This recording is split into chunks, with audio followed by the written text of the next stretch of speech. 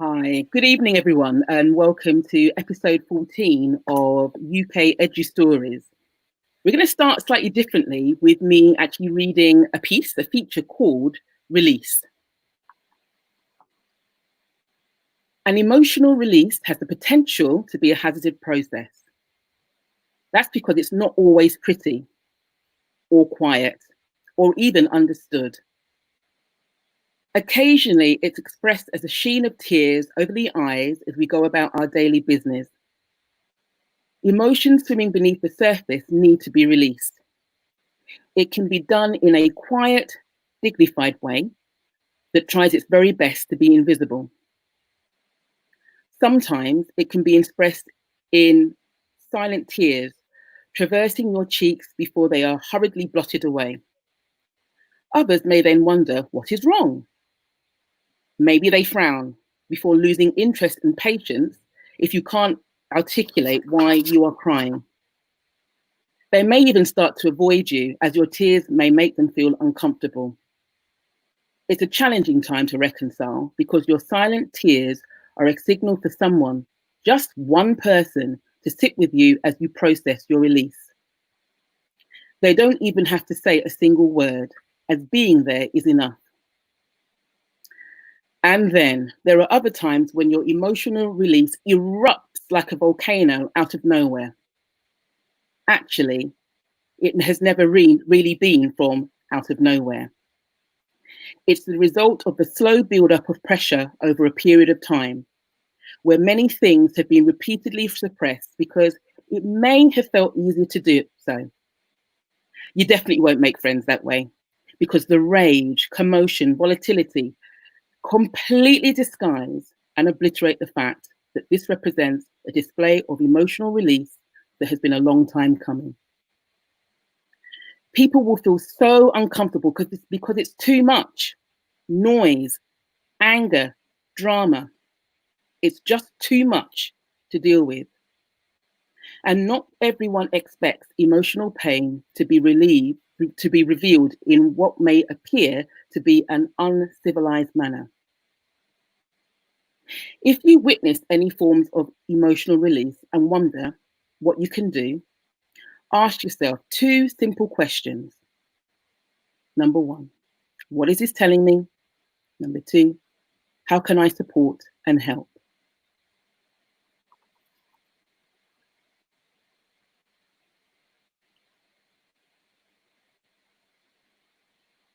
Thanks, Bukky. Thank you very much.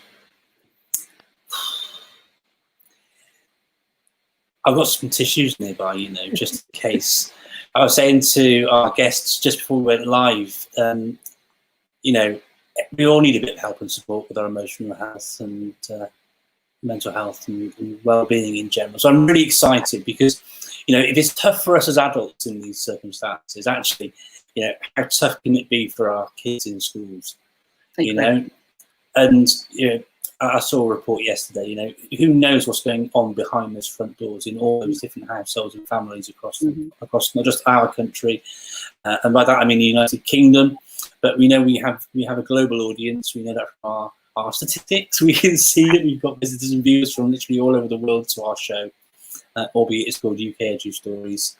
And so I'm really, really excited, but a little bit wary tonight's episode for those sorts of reasons, because these things do affect you and they are difficult things to talk about. But just because they're difficult doesn't mean to say that we shouldn't embrace them and talk about them and share them. Thank you so much for sharing that at the beginning of the episode today, Bukky. Thank you ever so much. Okay, thanks, Mike. I'm not going to talk about that with you. I think we just leave that there, like we talked about. But I'm really keen to get our guests on.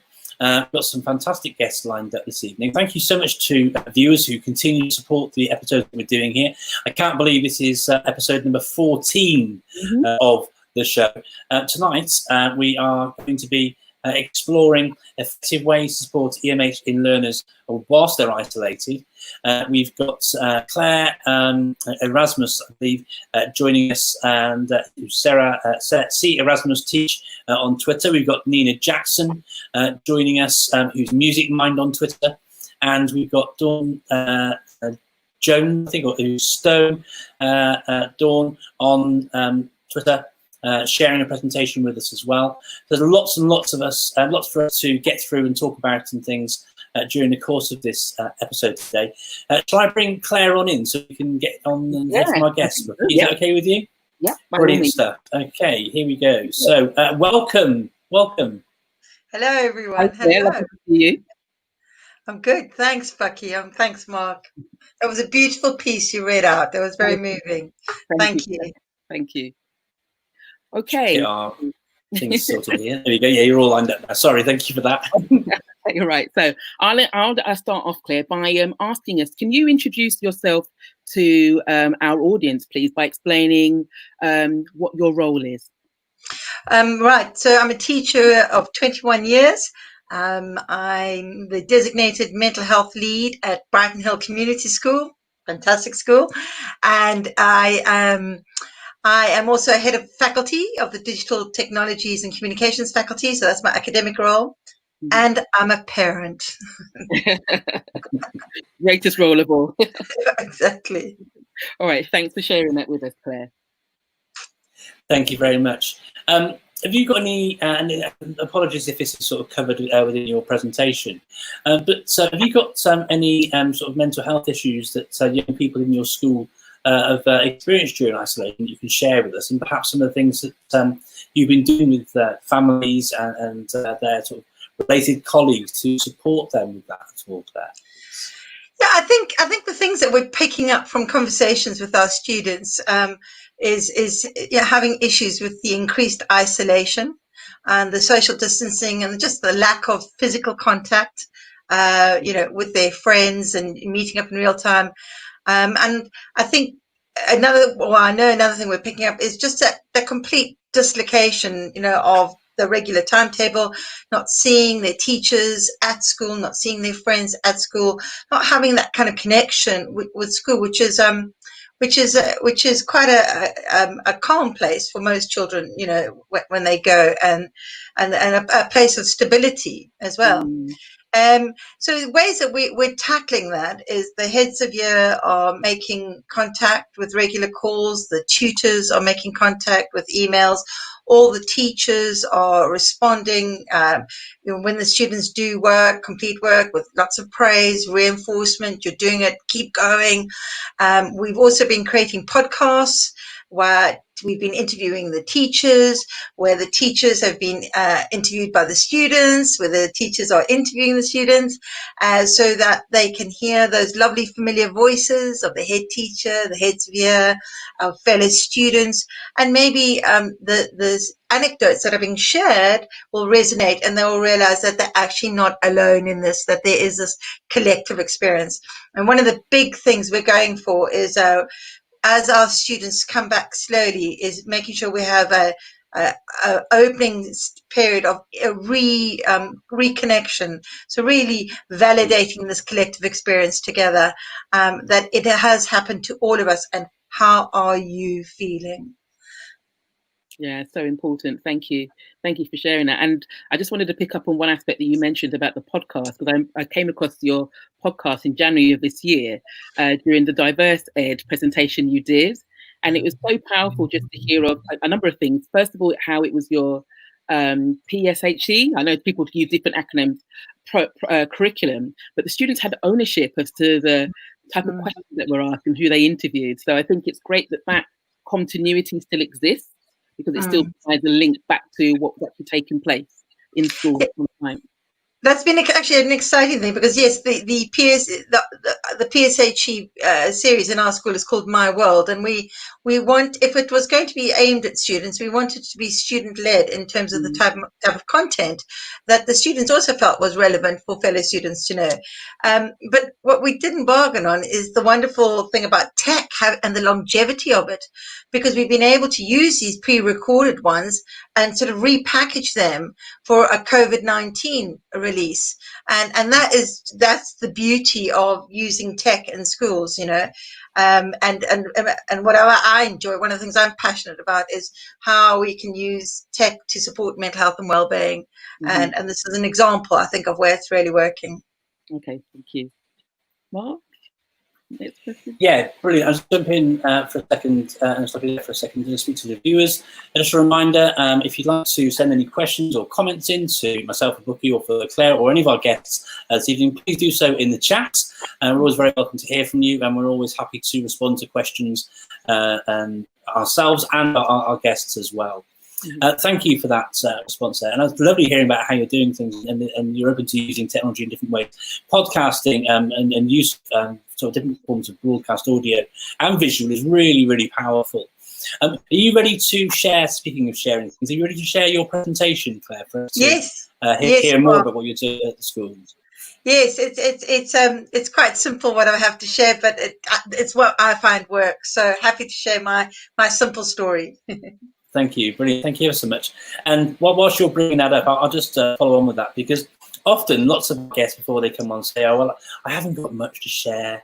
It isn't really that good," and all this sort of thing. But the feedback we always get for every person presenting and sharing is how much it resonates, how helpful it is, how nice it is to hear these things from other people. And there's always a takeaway for people who come and join us on the show. So thank you so much for sharing your thoughts with us tonight here, Claire. I've brought your presentation up on screen, and we can see the slide full screen that starts parents and teachers need to collaborate. All right, brilliant. Well, I put this up first because I'm a key worker, so I'm spending 5 days a week engaging with the students I teach and fellow colleagues. But I'm also a parent, where I'm having the teachers trying to engage with my own children. And I've just realized that when it comes to supporting the emotional and mental health of our learners, that it's a fine collaboration between school and parents.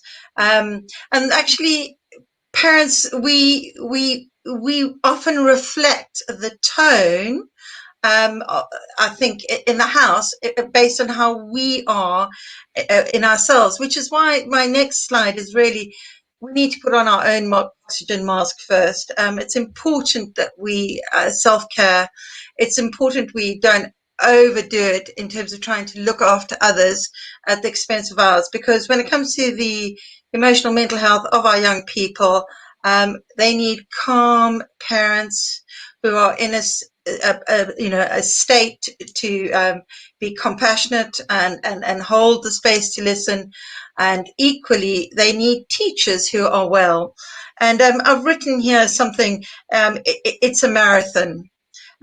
This is not a sprint, it's a marathon. And when I knew that the schools were closing in March, I prepared myself for a long period where I was going to have to be doing a lot of looking after other people. And I've really made sure that I've taken care of myself as well. So that's up there, and I just want to bring that together.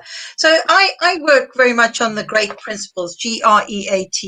I've spoken about it before in a TEDx talk, and it's something that we use in my home a lot. So the first thing is, I think it's important that it's not all about us. It's about giving time to these young people. So as parents, I work all day, so I don't have the flexibility to spend days doing things with my children, but I try and make sure that I give time to each of them with their home learning.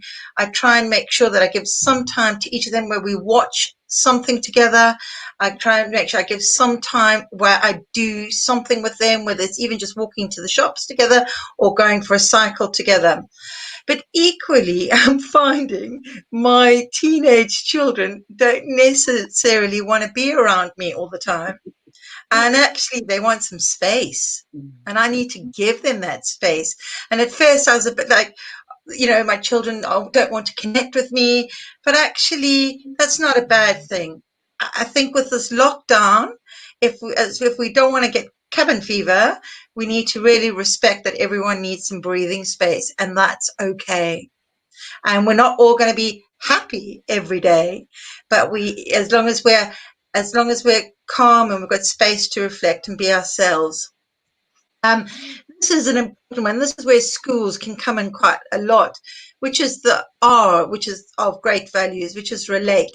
So one of the things we're doing in our podcast, and you've got the Anchor FM logo there, is we are having student diary chats with our students about how they are feeling, how they're coping with lockdown, what the positives are, what the negatives are, what have they learned, what are their hopes, what are their aspirations. And we're broadcasting that as part of a remote PSHE program to all our students. And equally, I think it's important that the parents are making time to just check in with, how are you coping with lockdown? What are your hopes? What are your feelings about going back to school? What are your, what are your concerns? And what are you going to take away? And a really important thing with Relate, I think, which I help with our emotional mental health, is just always looking at the gratitude, principle of what can we be grateful for. There is a tendency sometimes with young people that their cup is half empty and that life is terrible and life will never be the same again. And I think it's important just to draw their attention to what can they be grateful for, and what can they be thankful for, just to start to inject some positivity in their outlook. Energize. This is an important one. Now, I have really made the most of the fact that I can have an opportunity, an hour for an exercise a day, and I can actually sleep in actually a bit longer because I'm not having to do my drive to work necessarily. I have found with young people, my young people particularly, they seem to be going to bed a lot later, and they seem to be less inclined to be doing as much exercise as they would normally. I find this concerns me because these are two principles which are central to emotional mental health, which is our exercise and our sleep. I think here it's just important that we keep role modeling it as parents, keep role modeling, keep encouraging that collective exercise experience you can do. And one of the ways I just counter it is when I see my young people are choosing not to exercise, I just cut back on all the junk food in the house, and I really just make sure that I'm only giving them healthy food, just to try and make sure that I can keep some sense of balance there. So that's one of the things that we've picked up is a sense of overwhelm on the news with COVID-19, with lockdown, and most of us spend a lot of time on our phones, and that whole overconsumption of news can be incredibly overwhelming and lead to increased state of anxiety. So one of the things I did was I set a task for my son, who spends a lot of time on his computer, and at dinner time it's his job to actually tell us what's fact and what's fiction with regard to COVID-19. And his job is to actually go onto the news websites and to filter top 5 facts that we need to know for the day. And that saves me the trouble of having to go check in on the news and what I need to know. It gives him an opportunity to learn to filter, to feedback, and then we leave it at that. If you're lucky enough to have parks and gardens close to you, we in the UK here, we are so lucky to be in going into summer. And so I really do encourage you again to role model being outside and just being aware of the wonderfully changing natural landscape and just how invigorating that is. So I encourage that. And then, of course, the T of the great values is try something new. So I certainly have been asking my children to try different things, whether it's learning a new language. My daughter was learning sign language, whether it's trying a different aspect with their art, whether it's trying a different recipe that they're trying to bake. Encourage them to. This is important because what we've found out is that our young people are lacking motivation to get out of bed, lacking motivation to do anything, and there seems to be quite a lot of this just sort of couch lying around, and that's okay, in the circumstances. But just keep encouraging them to try something new and enabling it. And so that's really my simple. I'll just stop sharing now. That's really my simple message. What we can do as parents and as teachers in terms of the conversations that we have with young people. Thank you, Claire. That's brilliant. Thank you very much. I really love that top 5. I'm going to take that top 5 facts and use that with my own children. That's brilliant. Thank you ever so much for that. Thank you, Claire. Bukky, we'll come back with some more questions in a little while, Claire, if that's okay. I'm just mindful of our time already. Are you ready to bring up our other presenter who can't be with us this evening now? Yes, so let me just get myself ready. Just hope this works. Thank you, Claire. All right, okay, so yeah, so okay, so excuse the layout. This presentation is on behalf of Dawn Jones, who couldn't actually be with us this evening, but still wanted to contribute and share what she does as a head of year within her school, John Hanson Community. So there's a narration included within it, which would start as soon as I press play. So let's just hope it works. Hello everyone, my name is Dawn Jones and I'm currently head of year 10 at the John Hanson Community School in Andover, Hampshire. I've been asked to share with you some of our practice, some of our experience with regards to emotional and mental health for our students. The practice that I'm going to share with you is on the whole something that we would do as heads of year regardless of age. I think it comes down to what do we stand for as a community? What is our goal as a school? But one of the things that was really important to us is that we had the highest of expectations when it came to the work engagement that our students were taking place with. Now, we understand all the barriers, we know about the barriers, and because we know our students, we know which families were going to face those barriers. And what we were trying to do was dismantle any possible issues so that everybody could keep going and could try and keep pace. Now, I would say that from my point of view as a head of year, we've got about 90% success rate. We have a small group of students who we have managed to engage in the way that we really wanted to. But just because they're not doing their work doesn't mean to say that we're not in really strong contact with those students and their families. Maintaining the relationships is really important to us. So we have this idea of the highest of expectations in terms of what the students are doing and the quality of the work that we are providing for them, to try and maintain that education, to support self-esteem through the students feeling like they're being clever and they're doing their best, but also wrapped in kindness, wrapped in an understanding of the difficulties that they are all facing at present. One of the things that we were very keen to establish is consistent lines of communication. Now, I have to be honest, this has been absolutely exhausting at times, and I think there's no point in pretending otherwise, especially for colleagues who have other pressures on their time when they are at home. So at the moment, we're just really trying to make sure that if we look back down the line, let's say in 6 months, and we say, what are we proud of as a community school? What did we do well? Well, what we did well was when we maintained the relationships with our families and with our students. And we do that in a whole plethora of ways. There is not a one size fits all, and we have to allow flexibility for our staff because of the situation that they find themselves within. We have a very robust DSL system. The relationship between the DSL and the pastoral manager, as also a DSL, is very much in tune. You know, they are almost family-like in the way in which they are safeguarding our children, I guess. When it comes to the individual mental health of our students, we've done lots of different little things, but I think it's really important that we act when we get a sniff of anything. So if I get an email from a student saying, not feeling it today, Mrs. Jones, I'm feeling really demotivated, feeling a bit blue, I'm not ignoring that email. I am prioritizing that email above the other emails that I may have, and I'm making that a conscious decision.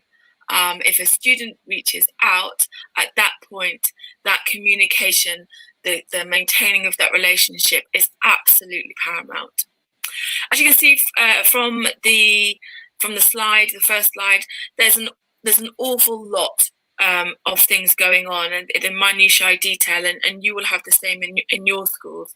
But I think it's having that understanding of what is our core purpose, and our core purpose is to support the individual through this, to maintain the relationships through this. As a head of year, one of the things that I do is that I send 3 emails a week, and I do Mondays, Wednesdays, and Fridays. Those emails, I see them as mini assemblies almost, and I'm not worried about sometimes personalising them a little bit. So I might share with the students something that I've had to overcome, or a challenge that I've set myself alongside my work, being a mum. So it might be that I challenge myself to grow more sort of sunflowers this year than ever before, etc., etc. And I might add in little photographs and things to try and support the image there. But I always link it then back to our school ethos. So why am I trying to grow those sunflowers? What does that show in terms of my own personal development? And in doing so, being quite open about my own sort of, I didn't think I could do it, or I didn't think I was good enough, or I didn't think my sunflowers would grow as tall as my neighbours, etc., etc. So trying to almost emulate those internal voices that can sometimes really damage self-esteem. Because I think one of the things that we're very conscious of is that a lot of our teenagers might actually feel very, very isolated. They're used to being, aren't they, amongst each other. They're used to the noise of one another, the tactile nature of being around one another. And for me, it was really important to acknowledge that they might feel isolated in a way that they've never felt before. And so to kind of share with them these little things that I might have learnt about myself along the way, I felt was quite important. The 3 emails a week also might respond to things that are happening in the world, things that are happening that are not just connected to the pandemic, but things that are connected to racism, for example, as we've had in the last couple of weeks, and sharing things of importance with them. Now, I'm head of year 10, and I see it's my duty to see them as young adults.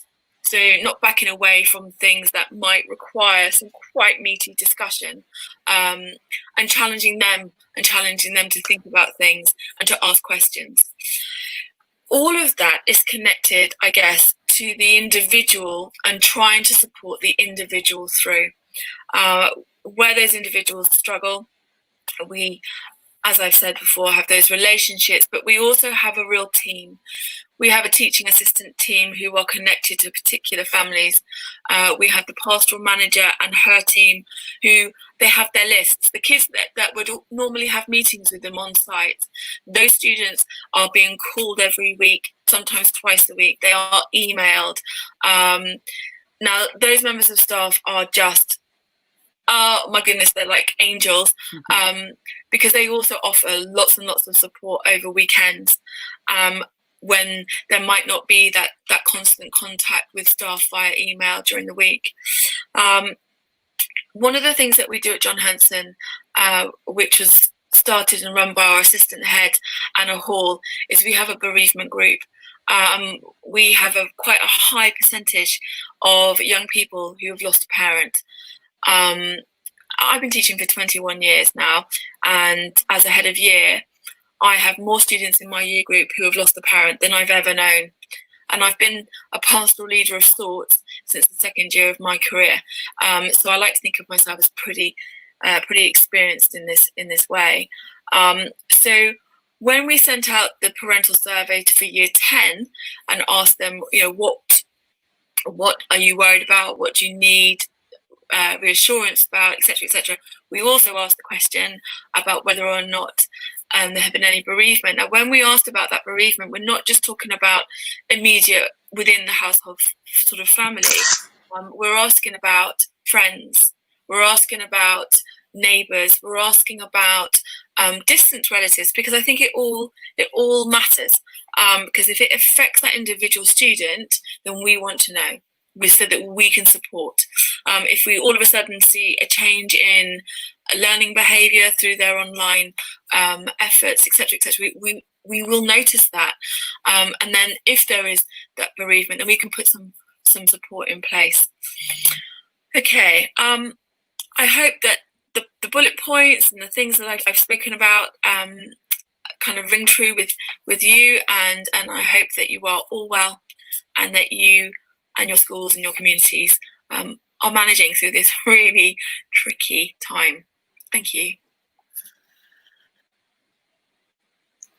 That was really good, wasn't it, Bukky? That was just breathing deeply, just to as I always do, take it in. But I think the number of things, Mark, that struck me were how true what the school did runs into, with the motto and the values of a school of inspiring, care, and succeed, and how everyone was to look at the school community. But I've never heard of a bereavement group before. Not, obviously you may have bereavement counselling, normally for say like 1 or 2 students, or maybe a very small number of students.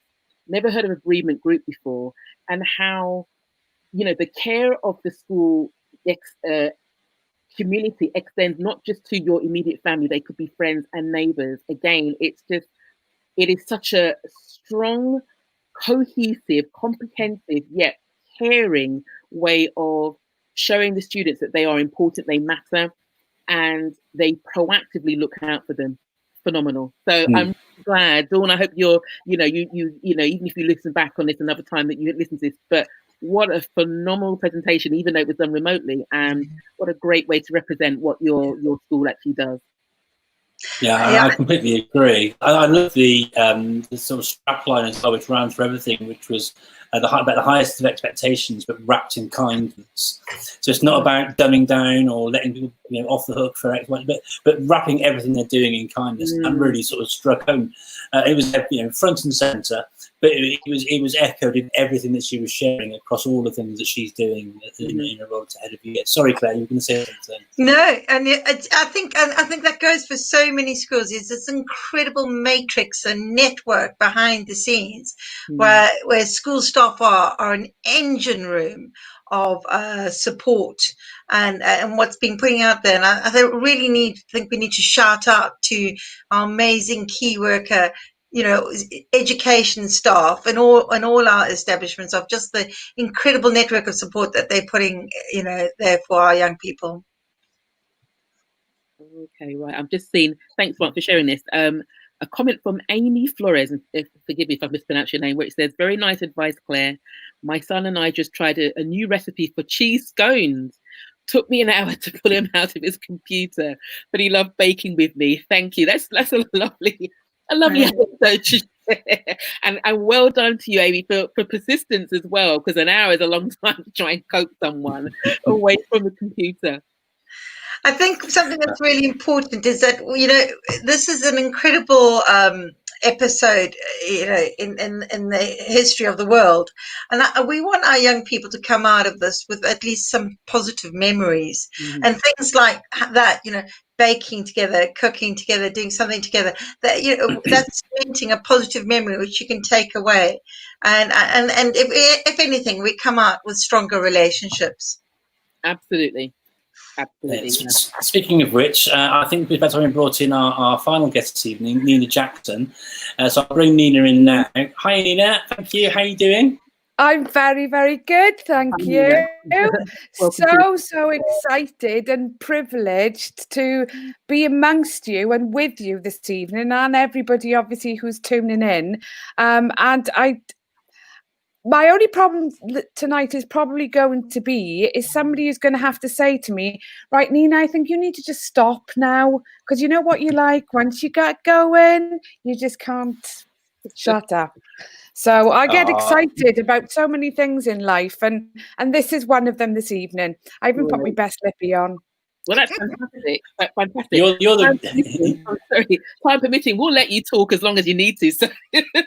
Oh, don't go there, Bukky. Honestly, don't. You're the consummate professional, Nina. So I've known and worked with Nina for a very long time. Someone like your class is a really very good friend of mine. So it's literally a real privilege. You talk about being a privilege for you to come on here, Nina. It's a real privilege for me and for Bukky, I know, to have you on here too, as it is with yourself, Claire, as well. So it's lovely to have the opportunity to bring everyone here together to share these. I know you've got so much to share as well, Nina. Being an independent thinking associate like yourself, having worked alongside each other many times over the years, I know you are in demand not just in Wales, but in England and Scotland and Northern Ireland and Abu Dhabi and Hong Kong, and the list of countries around the world continues. Nina is someone who is respected by teachers the world over, so it's fantastic to have you with us here this evening, Nina. And I'm really looking forward to hearing what you've got to share. I know she's been really excited as well. You won't notice I haven't shared it with you, but she's even gone through all of her slides. And I know how you're a newfound fan of keynotes, Bukky, but she's gone through her slides and actually colour coordinated it with our colours on our branding as well. I know. I mean, I sort of like, what do you think? So I've learned from the master. That's the thing. I've learned from the master. Exactly. I've learned from Mark over the years, who I have to say has supported me in so many ways. Not just with technology, but our focus tonight is on emotional and mental health. And you cannot underestimate, the connections that you have with human beings who are literally willing to listen to you, who are willing to be on the end of the phone, or whether it's a message or something like that, to check in with you. And I'm so grateful to so many, but there have been times where Mark and I have been either working internationally or something, and we've actually looked at each other and not necessarily always said anything, but you just know that maybe you're exhausted, maybe you're a bit anxious or a bit stressed, and sometimes that individual who can just be there for you. So so many things I'm so grateful for, and for Claire and you, Bukky, and so many other people. But thank you, Mark, for what you've done for me over the years. I'm eternally grateful, and I'm hoping my slide's going to be tip top. Do you want to? No, I'm giving you a bit of a bigger. Do you want to bring your slides up? While you're doing that, do you want to tell us a little bit about yourself, your history, some of the books you've written, some of the projects you've been involved with, some of the volunteering work you've done abroad, all the things you've been doing? Can you give us a little summary of those sorts of things while you're bringing all of that up? Is that okay? Yeah, absolutely. If I can actually try and get to share the screen of the keynote, which seems to be just a little bit weird now. Are you just seeing that on the screen, first of all? Yeah, we can see your keynote. It's just not full screen yet. No. Fantastic. So I'll just bring this up now and I'll tell you a little bit about me. I am a ninja and I love to move in mysterious ways. There's more of a story to that, but I'm a teacher first and foremost. I'll always be a teacher, very privileged to be working in the areas of education. About 9 years ago, I decided to take a big leap for my own well-being and to be able to be the best that I could be in developing a relationship with others with regards to mental health and well-being. And as Mark mentioned, I'm an associate director with Independent Thinking. I run my own company and I work with lots of other people as well, including Vima Education. And, I guess maybe the word is still dabble in the area of digital technology, and, to run some amazing courses with Mark as well. I've written some books, and despite the fact that I'm Welsh, and Welsh is my first language, I've managed to write 2 books all by myself. And I'm currently writing my 3rd one, which is called Schools Being Well. And it's through the power of accessibility for me and part of my mental health, because I'm a great talker, but not always brilliant in getting my thinking down quick enough on a keyboard. So many years ago, And this is a tip for some of you who are working remotely with some of your students. Mark said to me, hey, do you know what's hidden, don't you, in that iPhone thing that you've got? I mean, this was years ago. He said, you can speak, okay? And what it will do, it will turn your speech into text. It has changed my life. And then only to find then later on that I could do it in some of the Microsoft products, and then, you know, the voice dictation with Google. So my world has changed through accessibility, which has supported my mental health, somebody else showing me the way through play and practice. And I hope tonight maybe that with all of you, we can help to show the way for lots of our children and young people with regard to emotional and mental health. Because right now we're living in very, very difficult times. And before I move on to support what Claire said earlier, I really genuinely want to say a massive thank you to each and every one of you who is an educator out there, wherever you are. You may not be on Twitter, you may just happen to come across this on YouTube. It's difficult for you, it's difficult for the children, students and young people, and it's also difficult for parents right now. But many of you have literally gone above and beyond, not just by creating online lessons, not just by connecting with the young people, but drawing in parents as well, and giving that sort of wraparound care blanket, shall we say, giving them kindness and space as well. But more than anything right now, I also want you to take some kindness for yourself, and for you to take time to actually understand that your well-being is absolutely crucial. So in this journey this evening, what I'd like to do is not just about the learners, but I want for us to see ourselves as learners as well. And what I'd really like to do is to really focus on the aspect of anxiety that so many children, young people and students have maybe have experienced during isolation. And for some of them, actually, it might be a pretty positive experience. But what you need to know is nobody should be alone, and nobody is alone, okay? The crucial problem right now is that I'm finding in connecting with so many parents and so many individual young people who contact me in a variety of different ways, either on social media, via email, or literally by phone, by saying that they're struggling with not worrying about schoolwork, not worrying about their friends, but actually worrying about even literally stepping outside the front door in case A, they catch the virus, and B, if it's ever going to be the same again. I hope it's not going to be exactly the same as it was before. And maybe the new world or the new experience will be able to make us realize how important time, how important health, and how important well-being really is to help us to keep going through difficult situations. So I want to focus a little bit on anxiety and what it may look like, feel like, and be for so many people, not just the children and the students, but for us as adults as well. And knowing that there are people out there are organizations out there as well, but it's time for us to look out for each other, but also to look out for ourselves too. And anxiety will represent itself in many ways. Now, I don't know about you, but external factors just such as stress, you know, I call them the mille-feuille layers, okay, of anxiety. You know, you let one bring you down and then comes another one and another one. And I'm quite partial to a mille-feuille. I mean, they're quite nice, aren't they? Especially with jam and cream and stuff. But the anxiety ones are just awful because those layers just drag us down.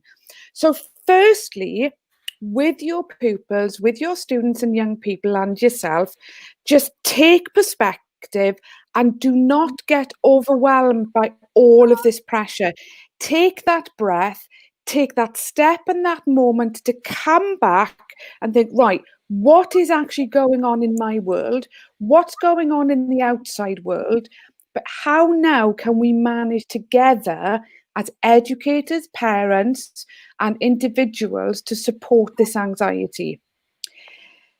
Everybody is going to feel a little bit grey occasionally. And grey is different to nervousness, stress, and what I call physical aspect of anxiety. Many of us get grey days. I like to call them wet lettuce days, to be perfectly honest with you. I mean, have you ever put a piece of lettuce in water? It just goes blur, you know, and I'm sure many of you know that blur feeling, don't you? It's like when you've been out in the rain and you're just sopping and it's horrible. But for every single human being, it is absolutely okay to not feel okay. But first of all, do you know what your okay level really is? Because often when I tap in with people and they say to me, oh, well, you know, I'm okay-ish. So I now need to work out what their okay-ish is, which means that often you need to find out from people what is their okay level. Get them to explain to you what okay means, what it feels like, and what it looks like. So we're going to go into some simple, very simple, adaptable, because simple is the new complex in the world of mental health and well-being, because we're always looking for the new best research or, you know, the new program that's out there. But actually simplicity in addressing human behavior and contact is the first thing that we need to do, because these simple steps will initially bring back and save some of those smiles that we may have lost with anxiety or issues with work during isolation. I'm a big fan of unconditional positive regard, and I'm sure you will have read articles about the great Dave Whitaker, who puts this in place in his school in Springwell. But when you're working with children and young people online or through telephone, can you just start with not just checking in and asking how they are, but just giving them a little bit of praise, for example, connecting with you first of all. Because, you know, as soon as you give somebody something that makes them feel good about themselves, what you're actually doing is you're topping up their feel-good factor. And that feel-good factor is what we call our well-being battery. Now, we're not going to have our batteries full all the time, okay? But just with a little bit of unconditional positive regard every day, you're going to be able to top up your well-being battery.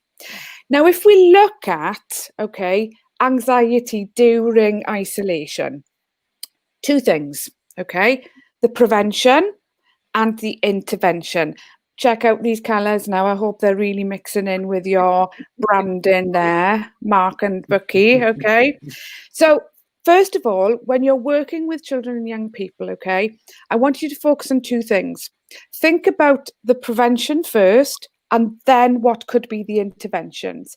Now, the preventions are, you maybe even sharing with children and young people, you know, when I'm feeling a bit anxious, you know, these are the things that trigger me off. And by you instigating that, they might come back and say, oh yeah, I get you on that one, but actually this is what triggers me off. And once we know what our triggers are for anxiety, and that'll be probably those prevention things before COVID, before isolation, and you may now have, or your children and young people may have new triggers. And I defy anybody to say, oh, no, I haven't had any anxiety during lockdown, because all of us will experience different things. So just get to know what those triggers are first. Then look at intervention. Intervention from an educator, sharing ideas and support with children and young people and yourself, but also you as an individual, okay? So maybe then when you're passing this on, the student will gain some self-esteem and self-confidence to think about, okay, well, how can I help myself? So with these intervention triggers, okay, I want you to think about getting them to build up a mind medicine prescription. which in short is a little bit of a sort of a self-care or well-being prescription. I use the term mind medicine because when I work with the little people of the world, they understand what medicine is. Okay, and they may not fully understand what well-being is, and they know that medicine makes you a little bit better. So we talk about mind medicine, the things that we can give ourselves first before we need to ask other people. You know, before you go to the pharmacy, okay, stuff that you can buy yourselves or that you've got at home before you need to go to that chemist to see what's on the shelves, and then before you need to go and see the GP. So it's these mind medicine prescription techniques. And some small ones I want to share with you tonight are these, okay?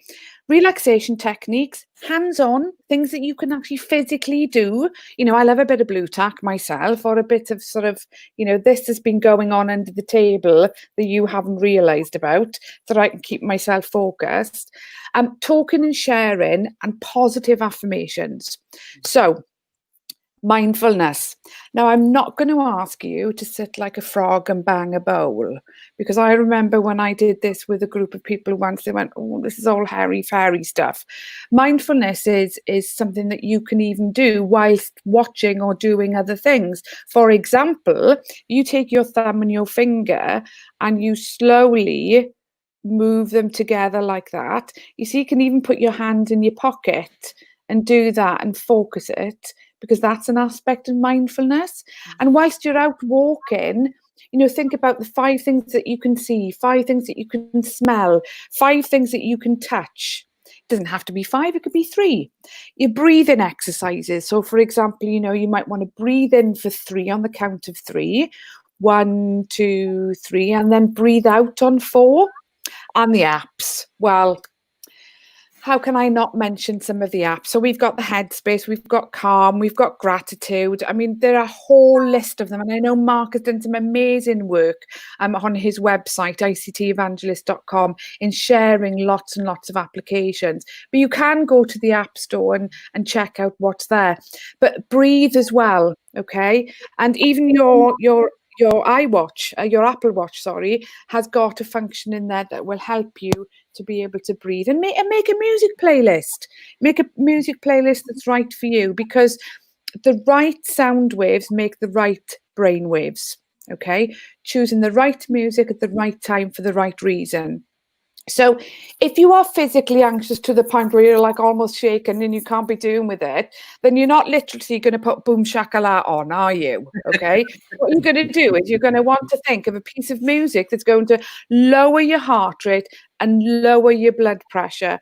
And if you want to have a look at some key ideas, then in my book on the Little Book of Music for the Classroom, which was the 16 years of research I did on the effect of music on the brain, there's loads and loads of playlists there that you can tap into.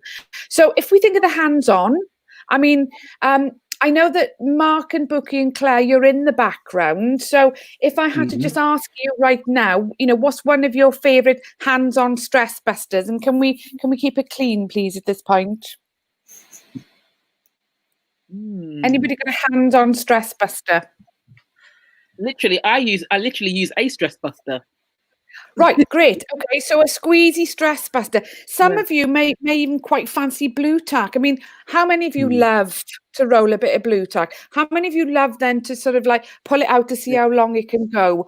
Or even just having, you know, a little something like this sometimes, or making things, doodling, writing, keeping journals. I mean, we could go on forever, but I know some of you have got supper to cook. So I want you to think about hands-on, getting your students, even whilst they're studying, whilst they're working, to also think about literally hands-on sensory approaches to coping with anxiety.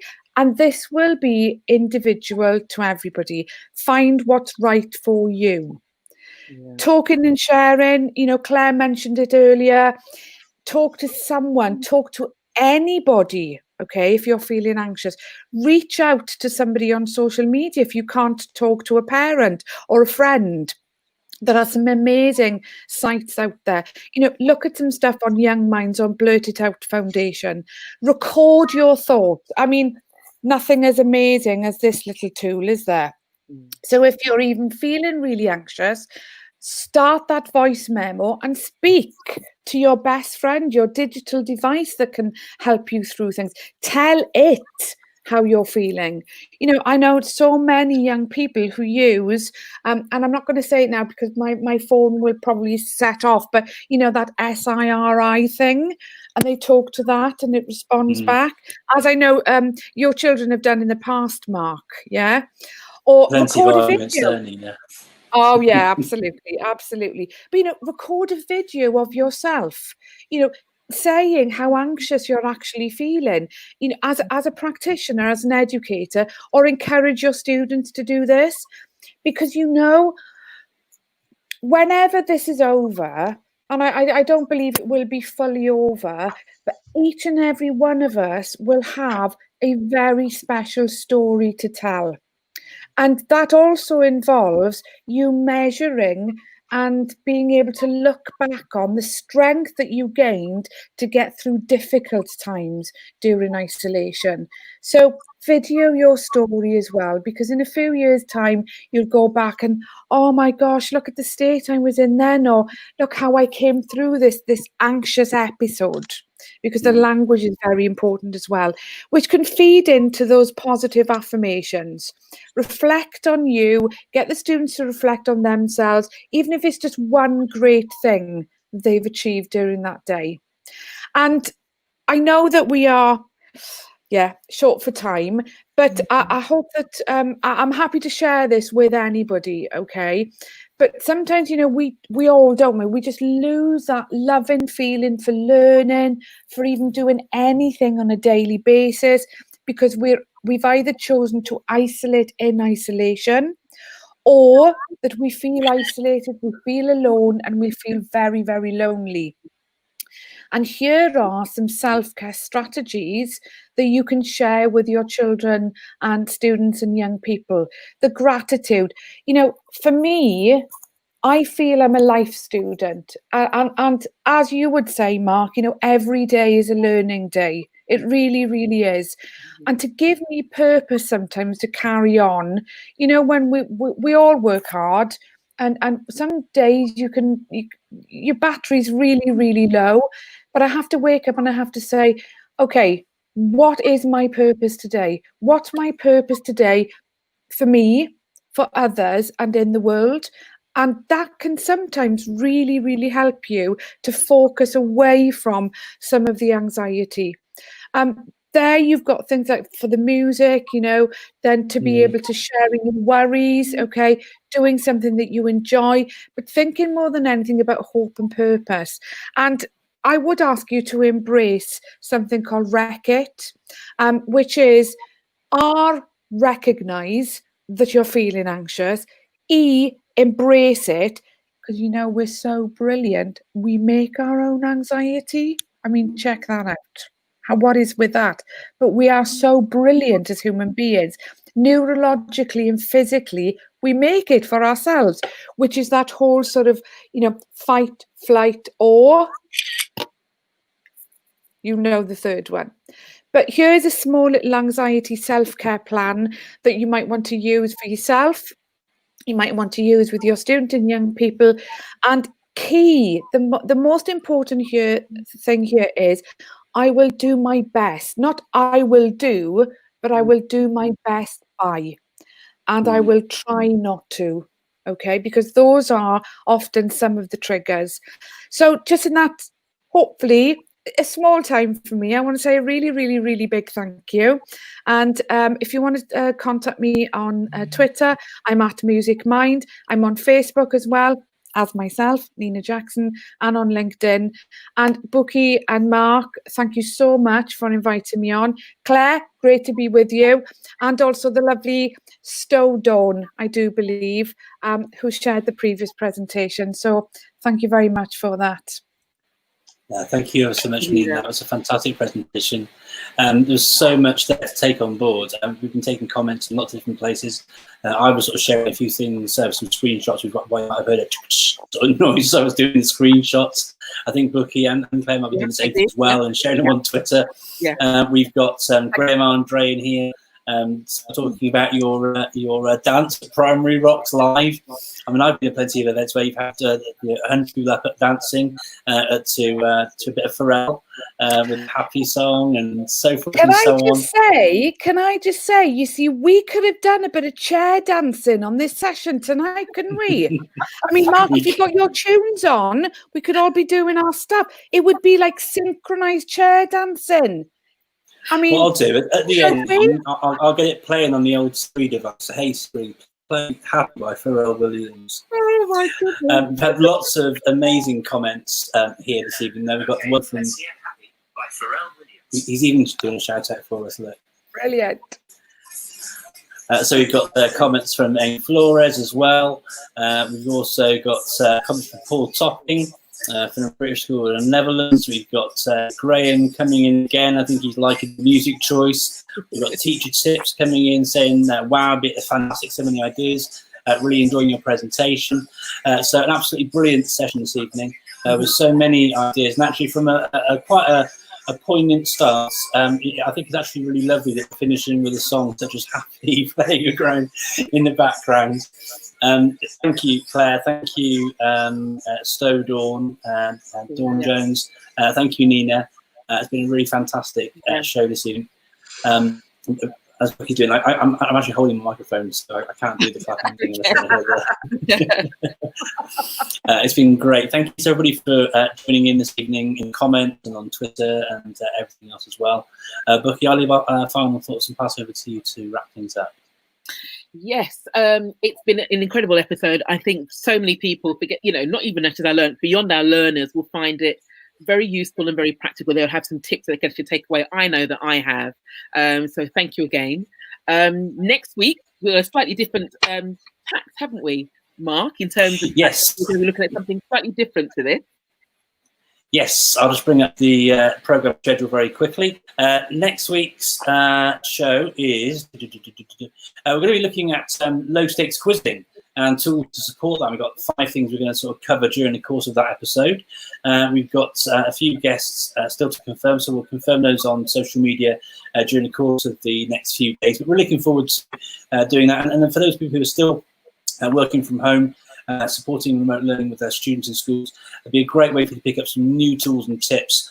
Everyone will have heard of Kahoot, but I know for a fact we're going to be bringing in lots of new fantastic tools for auto marking, linked to ideas around retrieval practice and so forth and so on, to make learning really sort of pop and support you, making your job easier whilst making learning still continue at home. So please subscribe on the UK Edu Story subscribe button, and looking very much forward to seeing you again this time next week. Thank you again to Claire and to Dawn and to Nina and everyone for watching this evening. Thank you very much indeed. Cheers. Okay, thank you. Thank you, everyone. Bye. Bye. Cheers. Bye. Bye-bye.